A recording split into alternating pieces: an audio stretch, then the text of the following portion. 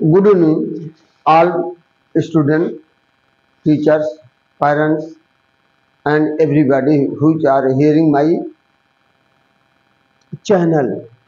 तो कल के चार्ट में हमने बताया था कि प्रेडिकेट के पार्ट, लेकिन उससे पहले हम आपको कुछ गार्जियन या को टीचरों को एडवाइस देना चाहते हैं, सजेशन।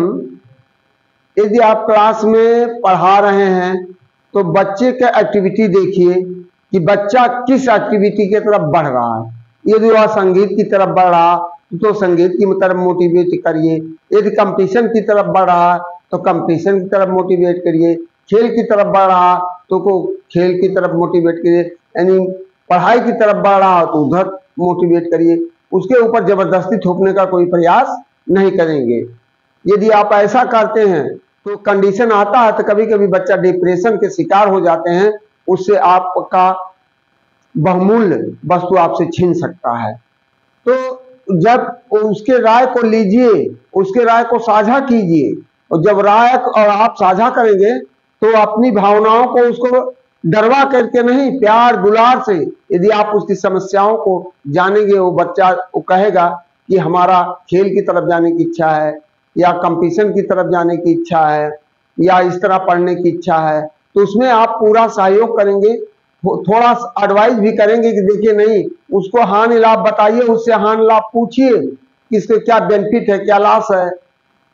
तो अपनी भी विचारधारा रखिए, उसकी भी विचारधारा रखिए, जो दोनों का कॉम्बिनेशन बैठ जाता है तो सो फार गुड, बच्चा वहीं पर सही रूप से अपने रास्ते को सेलेक्ट कर लेता। हाँ, इसी पर हमने प्रेडिकेट के पार्ट को पढ़ाते हुए बताया था कि यहाँ दो नोट हम लिखे हैं। पहला नोट हमारा है always can not non living things, always can not can not comes non living things but in some time it may be living things also. कहने का मतलब कभी कभी डायरेक्ट ऑब्जेक्ट में या सदैव निर्जीव वस्तु ही नहीं आते हैं, कभी कभी उसमें सजीव वस्तु भी आते हैं। तो जैसे यहां हमने दिया है आपको, मोहन गेव अस ए गोट। अब देखिए गोट क्या है, यह आपका डायरेक्ट ये सब्जेक्ट है और ये प्रेडिकेट है।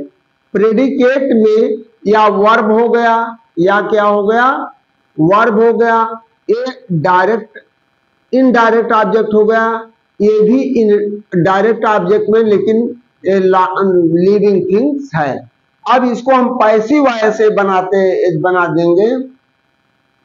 तो अब देखिए पैसिव पैसिव फॉर्म में, पैसिव फॉर्म में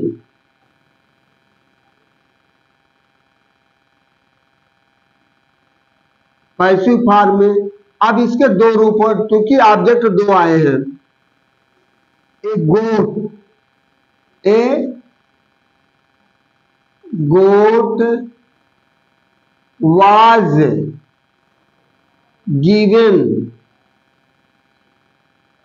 गिवन बाई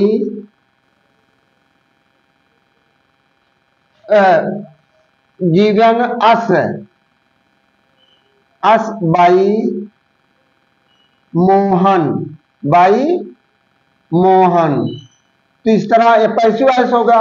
और इसका दूसरा रूप है, क्योंकि दो ऑब्जेक्ट है, तो we were given a goat by Mohan, ये हमारा ए हो गया। अब यहां देखिए हम आपको दूसरा नोट दें, if any predicate part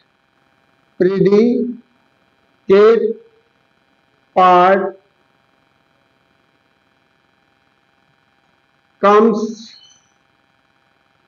before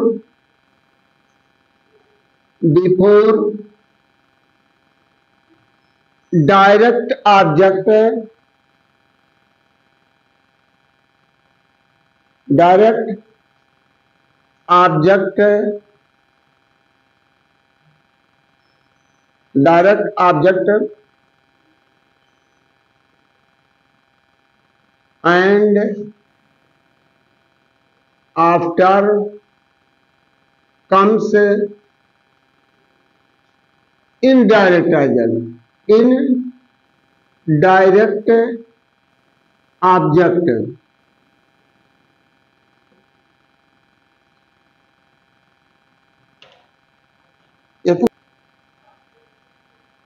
then always has a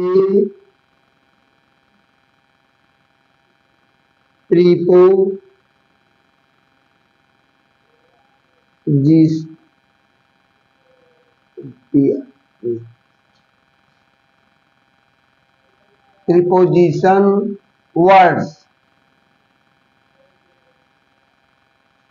as, जैसे as। अब देखिए ये सब्जेक्ट हो गया या सब्जेक्ट हो गया या प्रेडिकेट हो गया, प्रेडिकेट। इसमें हो गया डायरेक्ट, इनडायरेक्ट,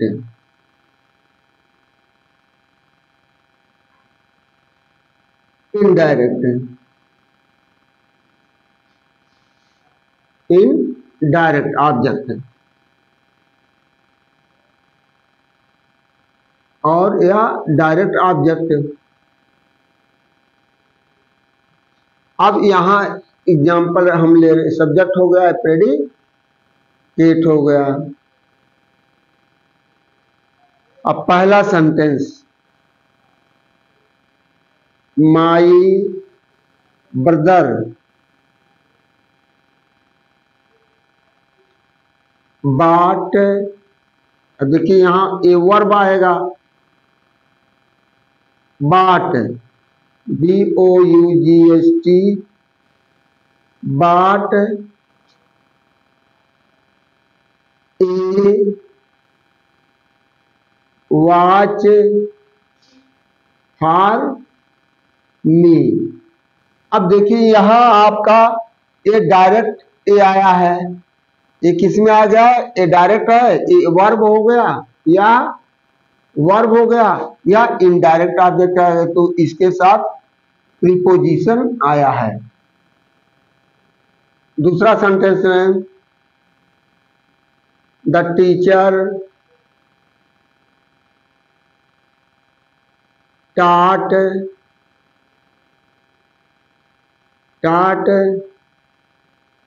science